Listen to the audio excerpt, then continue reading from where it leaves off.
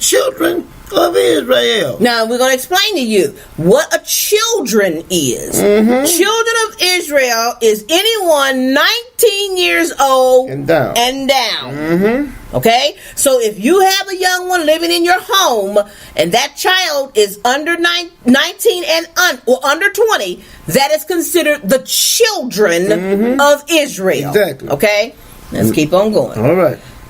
That ye shall say, this is the sacrifice of the Lord's Passover, who passed over the houses of the children of Israel in Egypt, when he smote the Egyptians and delivered our houses. And the people bowed the head and worshipped. So they all stood up on their feet. They were before God, and they bowed their head and worshipped him. All right. All right. Now, let me interject again here.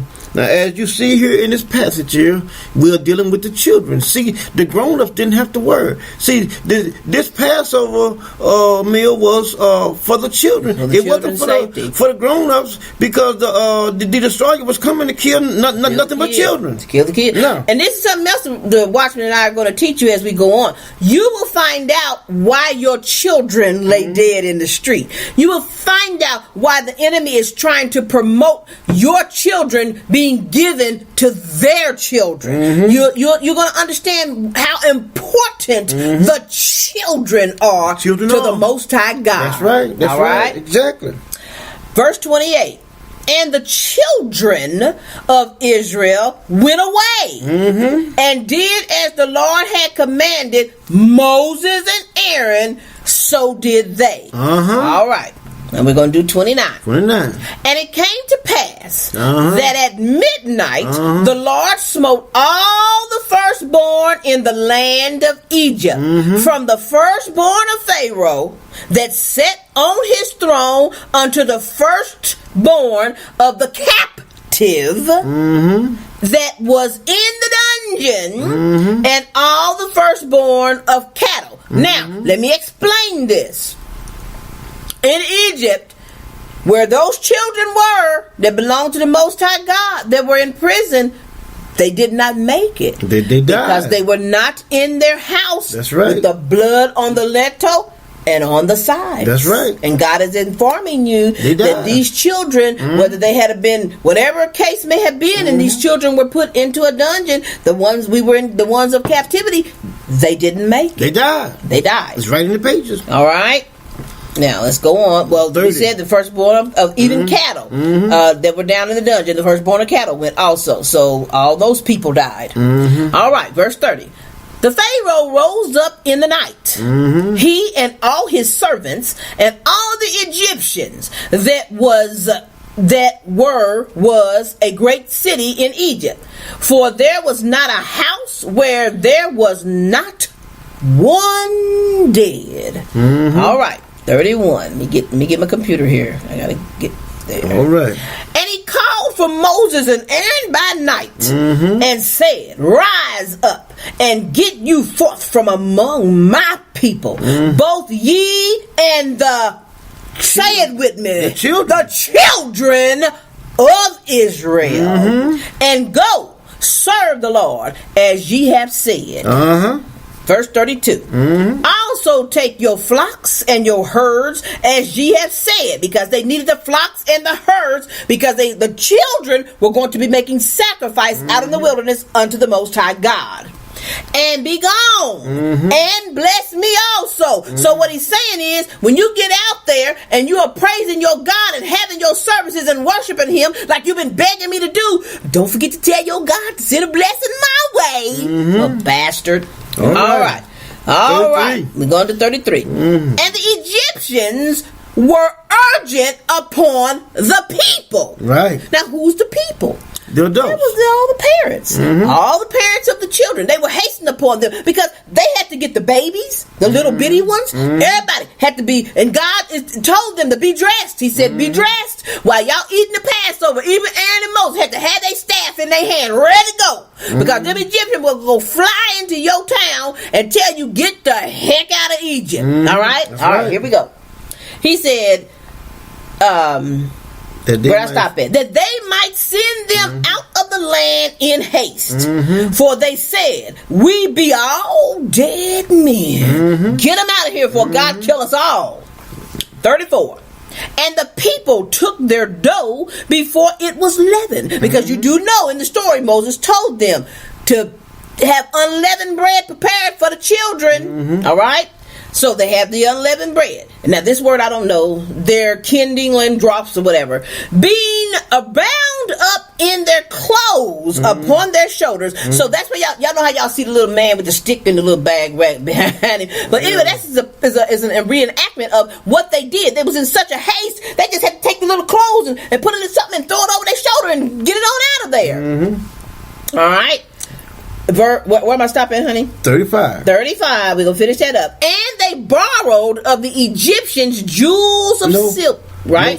No, started at the beginning. And the children of Israel. Okay. And the children of Israel did according to the word of Moses. And they borrowed of the Egyptians jewels of silver and jewels of gold and raiment. All right.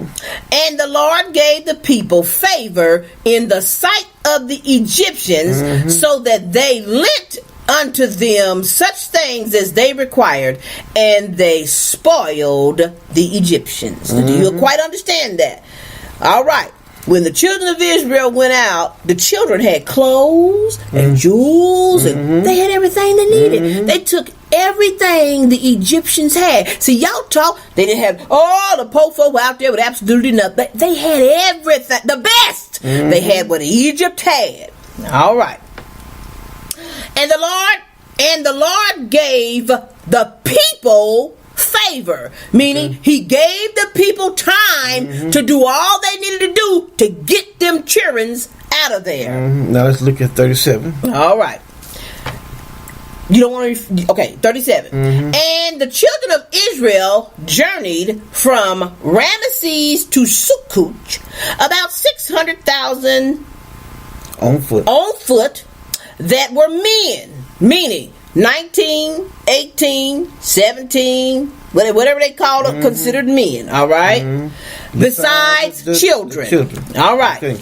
And a mixed multitude went up also with them, and flocks and herds, even very much cattle. Now, what she was saying there in 37 about the men were those that were older than 19. Yep. The children is 19 and under. All right. Now, we see there's a mixed multitude here in 38. All right. It says, the mixed multitude went up also with them, and flocks and herds, even very much cattle. All right. And they what? Baked unleavened cakes of the dough which they had brought forth out of Egypt. For it was not leavened, because they were thrust out of Egypt. Didn't have time. And could not tarry, neither had they prepared for themselves any vegetables. Okay, so they hadn't gotten anything prepared. They wasn't all right, just out there.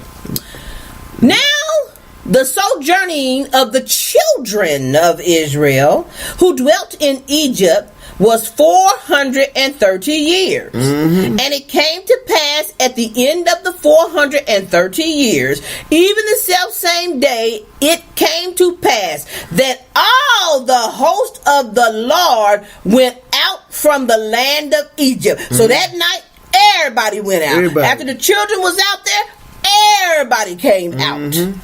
And it is a night to be much observed unto the Lord for bringing them out from the land of Egypt. This is that night of the Lord to be observed of all the children of Israel in their generations. Meaning, every time one is born, those children, until they turn 20, are to celebrate this celebration of God bringing the children of Israel forth first, bringing the children out to save them, to save the generations that are to come. All right. Okay, all right. Now we're going to go to Numbers. We're going to look at Numbers 21. All right. And now we're going to look at Numbers 21. verses 4 through 7. Now we're there. You got 20. Go ahead and start that, and I'll catch up with you. We're going to look at Numbers 4 through 7. Chapter 21, verses 4, 5, 6, and 7. It says, "And they journeyed from Mount Hor by the way of the Red Sea to compass the land of Edom. And the soul of the people was much discouraged because of the way." Now, note what he says here. He talks about the people. Who? The older ones. The older ones. The older ones like ourselves here. Because of the journey was so stressful on them, they began to murmur. See, it wasn't the children, because the children, they were Kids strong. don't care. You know what I mean? Kids will play. I don't care what you going through. Y'all know, y'all could be on the verge of being put out of your home because you didn't pay your mortgage or you didn't pay your rent. Kids, if you're wise parenting, your kids don't even know what's going on. Your kids will be upstairs playing or running around outside, and you be sitting in the house worrying how God gonna make a way. It was the older ones. It was the people from the age of 20 up to a certain point, because you get to the elders next. So you're looking at maybe 60 years old. They worried and murmured and was just unhappy because the conditions they left were pretty good compared to being in the wilderness, not the children. Okay. Now let's look at verse 5 here. It says, "And the people spoke against God and against Moses." That's right, the people. See that? That's why, a lot of times I try to stress when individuals say different things, about trying to stop God's program. I tell them, I say, look, you don't know what you're doing. You don't even know who you're playing with, neither. I mean, this is something that you don't do. The Most High will do something to you. But look here, what happens here? He said, "Against Moses, wherefore have ye brought us up out of Egypt to die in the wilderness? For there is no bread, neither is there any water. Are our souls loaded this like bread?" And the Lord sent what? Fiery serpents among the people. Among the people. Not the children. God always protects his children. Not the children. He take care of the children. It's the people. God is always concerned about the children. Why? Because this generation that's coming up, He's going to make them and mold them and make them into what He wants them to be. Let's look at this for an example. Christianity. What does Jesus say? Suffer the little children, and forbid them not to come unto Him. Why? Because if I get them small, I can mold them and make them into what I want to. And Lucifer says, suffer the little children, because he's forcing you to bring your kids. Your kids don't want to go to that mess. You at home cooking dinner while they at Sunday school. Yep. So he says suffer, because the kids want to know, well, why ain't you going? Why we got to go to this? I hate this. But you force them anyway. Anyway, now he says, verse 6 says, "And the Lord sent fiery serpents among the people. And they what? Bite the people, and much people of Israel died." Much people, not the children, not the elders, not the priests, right, not the judges, but it's the people. The people. Right.